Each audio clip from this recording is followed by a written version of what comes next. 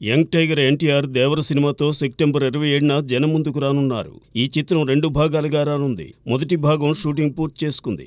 అయితే అందులో కండలు తిరిగిన దేహంతో కనిపించేందుకు యంగ్ టైగర్ భలేగా కసరత్తులు చేయవలసి వచ్చింది. వర్కౌట్స్ చేస్తుండగా ఎన్టీఆర్ ఎడమ చేతికి గాయమైంది.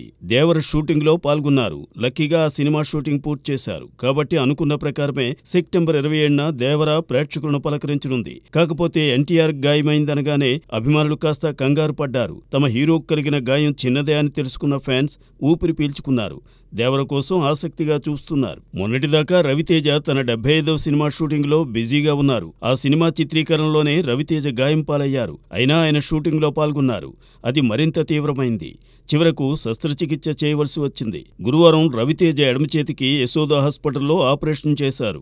6 వారాలు రెస్ట్ తీసుకోవాలని సూచించారు. దాంతో రవితేజ 75వ చిత్రానికి అంతరాయం కలిగింది.